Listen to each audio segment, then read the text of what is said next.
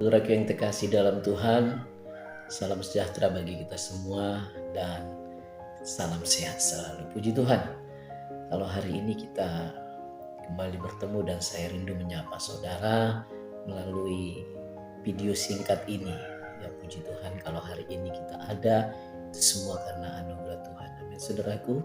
Dan kita juga harus mengingat kalau hari ini adalah hari Minggu di mana kita harus beribadah kepada Tuhan, yaitu Tuhan Yesus Kristus. Tuhan yang kita sembah adalah Tuhan yang kita kenal, yang kita pahamin, dan juga pasti Tuhan yang kita sembah adalah Tuhan yang mengenal kehidupan kita dan mengetahui segala keberadaan kita. Amin, saudara yang dikasih Tuhan. Kenapa saya katakan seperti itu? Hari ini saya mau sampaikan satu kebenaran firman Tuhan, yaitu yang dituliskan di dalam kitab Kisah Para Rasul ayat yang pasal yang ke-17 ayat yang ke-22 sampai 23 saja. Ya, di situ memang perikopnya keributan yang terjadi di Tesalonika, di mana ayat ini menceritakan tentang Paulus, ya, pada waktu itu dikatakan dia sedang berjalan-jalan lalu dia menemukan begitu banyaknya kuil atau patung-patung, dan dia mungkin sangat terusik karena di situ ada dituliskan satu kalimat, yaitu kepada Allah yang tidak dikenal. Jadi dua ayat ini mau menjelaskan, ayat yang ke-22 memang mau menjelaskan betapa giatnya orang-orang yang ada di Athena pada waktu itu untuk beribadah, tetapi kepada Allah yang tidak dikenal. Nah, di ayat yang ke-23 di situ Paulus mengatakannya. Kalau dengan bahasa saya, dia mau mengatakan, memberitahukan siapa Allah yang tidak mereka kenal itu. Saudaraku yang dikasih Tuhan, kita bersyukur kita mengenal Allah kita. Amin saudaraku, kita mengenal siapa dia yang menjadikan langit dan bumi, yang menciptakan langit dan bumi bersama dengan isinya. Dan tidak sampai di situ, dia juga yang sudah menjadikan kita. Bahkan dia juga yang menyelamatkan kehidupan kita, untuk kita tidak ada atau tidak berada di bawah hukuman yang kekal. Dan saudara yang dikasih Tuhan, sebagai orang yang percaya pada Tuhan Yesus, berbangga hatilah karena kita mengenal siapa Allah kita. Amin. Firman Tuhannya begitu banyak menjelaskan, yaitu bahkan salah satu yang memberikan satu penjelasan Allah itu mengenal bahkan memahami kita.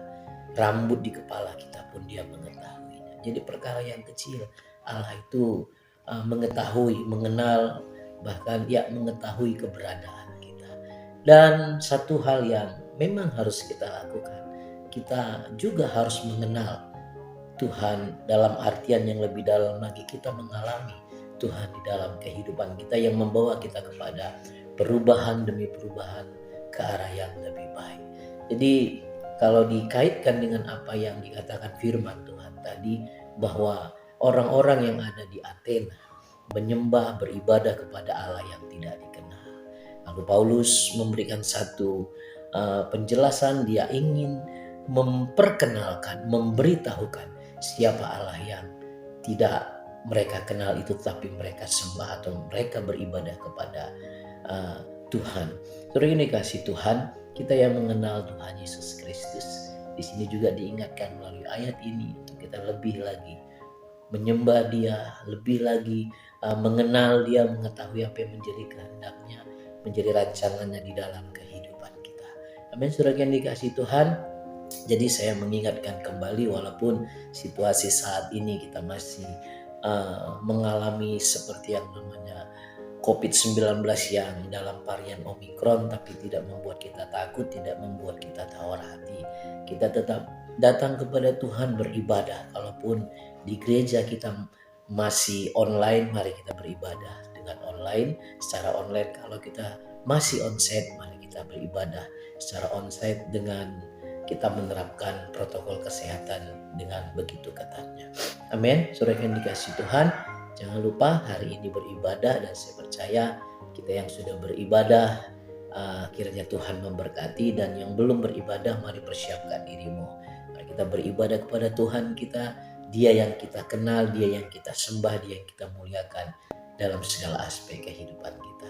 Amin. Saudara yang dikasihi Tuhan, ini yang ingin saya sampaikan, satu renungan singkat kebenaran firman Tuhan yang terkutip dalam kitab Kisah Para Rasul 17 ayat 22 sampai 23. Kiranya Tuhan memberkati kita, kiranya Tuhan menyertai kita, melindungi kita hari ini bahkan sampai selama-lamanya. Puji Tuhan, Tuhan Yesus memberkati. Shalom.